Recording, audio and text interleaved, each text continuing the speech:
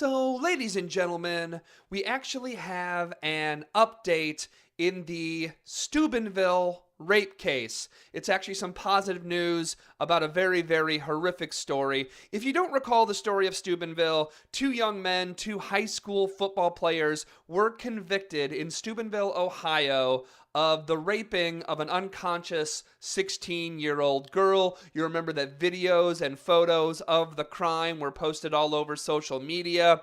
The trials and convictions, I need to remind you, most likely would not have happened if it was not for activists and groups like Anonymous, who drew national attention to the case, who put political pressure on prosecutors to pursue it, because initially, you'll probably recall, prosecutors didn't pursue it. That didn't happen. It actually took activists exposing all of this and putting political pressure to make the case actually go to court. Now, you'll also probably remember that a large portion of the town of Steubenville, Ohio, sadly and horrifically rallied behind the football players and attacked the victim. Not only did many people in the town rally behind them, some people, as we found out in the case, actually worked to actively cover up the sexual assault.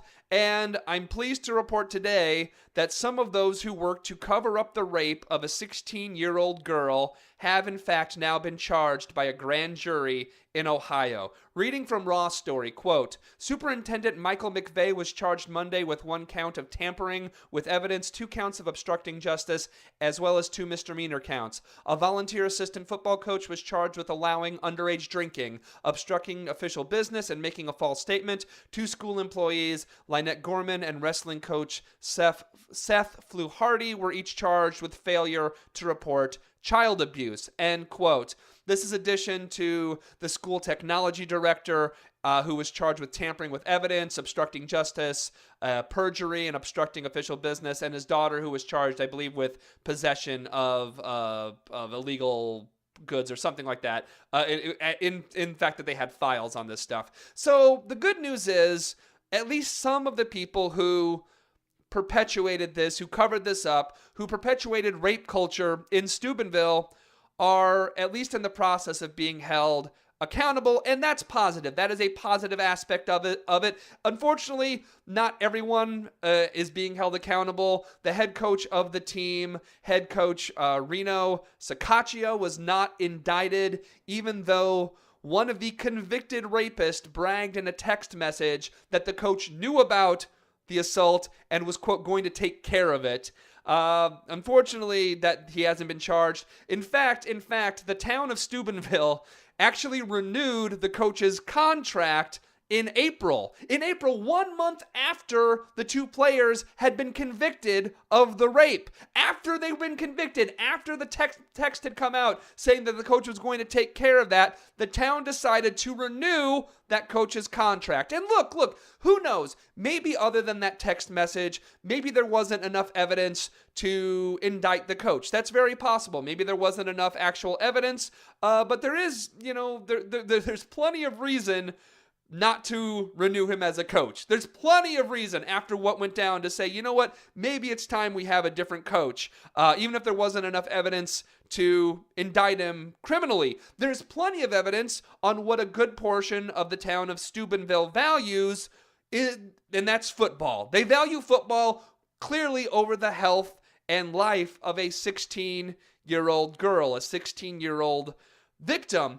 But even though the head coach ultimately was not charged, it is positive that 6 people who engaged in the cover-up have been charged now.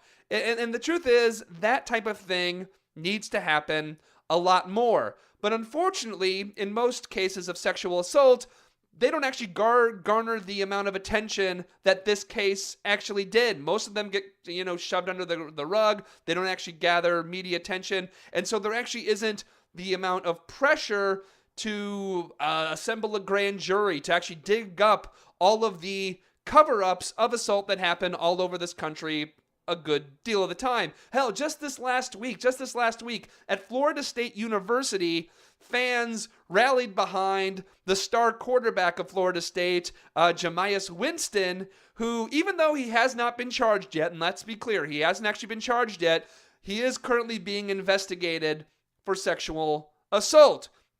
Who knows? Maybe he won't be charged. Maybe he won't be charged. Maybe he is innocent. But a crowd of 60,000 plus people gave him a standing ovation this weekend. One had a jersey with his number on it, and they actually printed above the number where his name goes, they printed the word innocent. They had that printed up. They went to a jersey shop and had a jersey with the word innocent printed on that. And look, again, it is possible that he did not do it, but the fact that the instinctive reaction of so many is to cheer, that the instinctive reaction is to cheer, the instinctive reaction is to defend a potential rapist, to say, no matter what, oh, he definitely didn't do it, because you know why? Because he can throw a football. If he can throw a football, he definitely didn't rape this woman. That, everyone, and I'm sure you guys know this, that's rape culture. That is rape culture right there.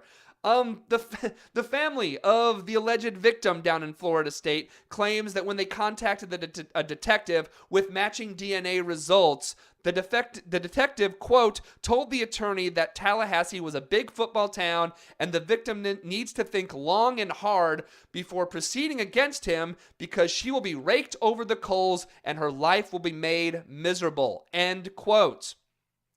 That right there, folks, that is rape culture right there. And tragically, rape culture is not going away anytime soon. And so much more needs to be done to change that mindset that infects so much of our country. But at least prosecutions of those who helped cover up the rape of a 16-year-old child in Steubenville, Ohio, at least that's a small start. And it's a small one, but at least it is a small start in the right direction. We'll be right back.